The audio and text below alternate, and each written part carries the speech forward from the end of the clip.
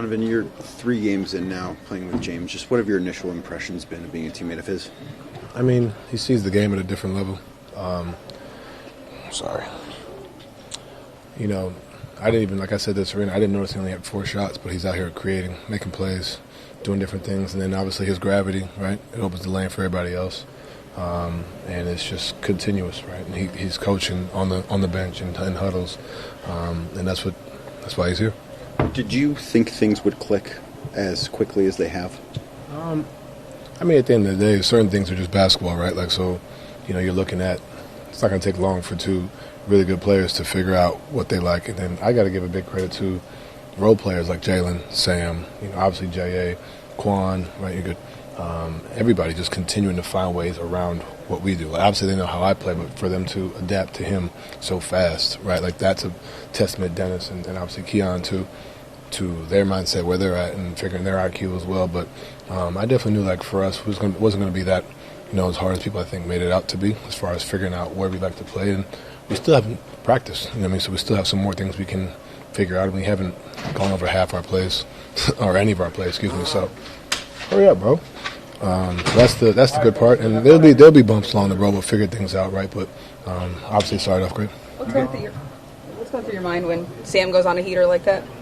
Man, like I was saying over here, he was talking a little noise before the game. I guess one of the keys to the game on the IG account was like, get Sam cooking, and he was like, have I been that bad?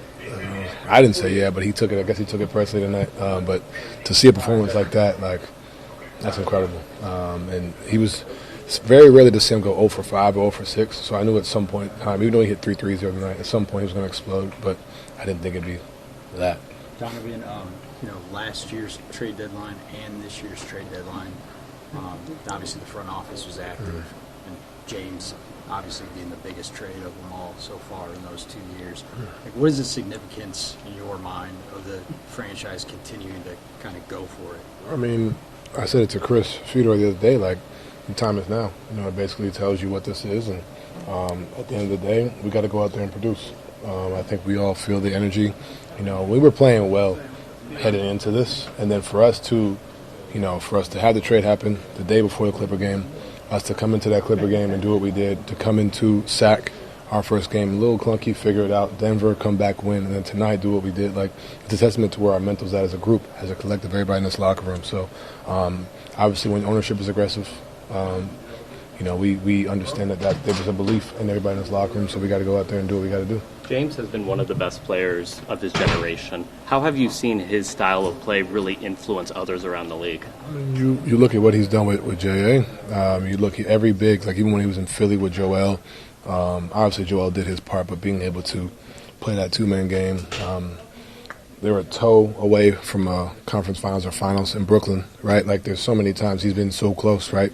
Obviously, I've played against him in the playoffs twice, and you saw what he went up against Golden State. Like, he's seen it. He's been there, right? And I think now, at this point of his career, he's still very, very talented, very, very good. And now you look at the desperation of him. Like, first thing we talked about was like, man, this could be his last chance to try to go ahead and get a ring, and we're all in the locker room with the same, mindset. So when you have that level of desperation from everybody up top, everybody else follows, and it's always great to have a guy who's consistently committed to winning. Do you think he needs a ring to cement his legacy? I think this whole ring culture thing is crazy, but it just is what it is, right? I think that's just I can't fight it. It's just what it is. That's the way we value people. I mean, but at the end of the day, I don't think it's fair. I don't think it's right. But it's whatever, right? With the additions you guys have made, do you feel like this is the most talented team you've been a part of? I would say, yeah. I think, like you said, what we've added, I think what we've done, obviously with Evan, I think obviously adding James is who he is, but I think obviously adding that and J.A. and then Evan being who Evan is, like, that's why this is a major opportunity for us, because you see the talent we have, you see what we have in this locker room. I think we have something special, so can't wait to go out there and do it. You mentioned that you guys haven't put in plays yet with James and Keon and Dennis to that point, too. You have 27 games left after the break. Is that enough time to get this team where it needs to be before the playoffs? Well, I mean, when you have – we ran a – bro. Like, are you for real? Like, come on. You're eating donuts. Like, you can eat donuts in 10 minutes, bro. All right, sorry. Gotta hold them accountable. Gotta keep holding them accountable. Yeah, I think so. I mean, like, I made a joke with Kenny.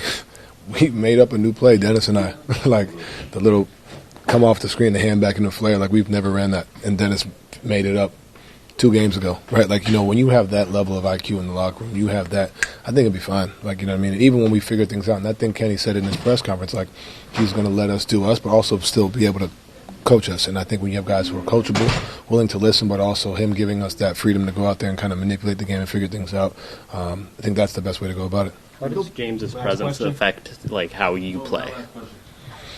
I mean, man, like, you look at these 3 games and, there's just, it's a, how do I say this? It's a situation where okay, cool, he's manipulating the game, he's being able to put guys in positions, right? And then for me to just be who I am, attack, get downhill, still create and still play make, but still also say, like, hey, be able to be myself, you know what I'm saying? And when you have a guy that's done it at the highest level and obviously won an MVP and what he sees, they talked about the other day, like, there's a play in Denver where he's ISOing and Sam's in the right wing. And he just throws it to him because everybody's pulled over. I'm not even in the game. Like, when you're able to just make plays like that and Sam knocks it down, now what do you do? Now if that's me over there, like, what do you, like, you know what I mean? And it gives me time to go sit in the corner and watch him operate, and then defenses have to respect me, and now everything is open for everybody else.